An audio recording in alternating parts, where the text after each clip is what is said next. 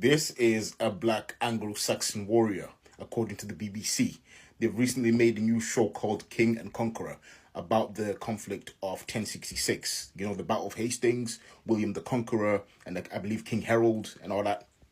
What people are noticing in the Anglo-Saxon army and also the Norman army, there's a lot of black people, a lot of black characters and actors. What's going on here? This is pretty much their diversity quota, okay? They add black people just for the sake of it. It's pretty much tokenism, but they say, oh, it's good because we're doing it for diversity's sake. Yeah, that's not diversity, bro. That's tokenism and shoehorning. It's pathetic.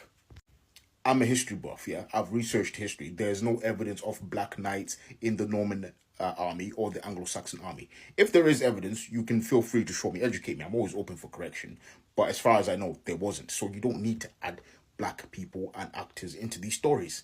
Yeah, there's nothing wrong with the all-white story going back to medieval times or antiquity because it makes sense. Demographics were different. The diversity we have today is not the same as they had back then. Okay?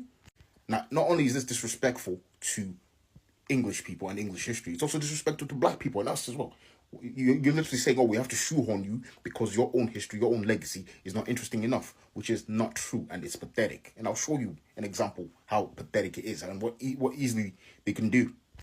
This is a 14th century Ethiopian emperor. Look into his history. This dude was a conqueror, powerful.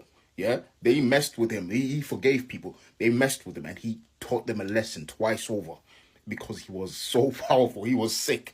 Yeah, you can make a story out of this. But of course, to be honest, I wouldn't trust BBC or Hollywood with this, man. I'm just telling you now. Only the Ethiopians and the people in Eritrea maybe can make a story on this because there's no way.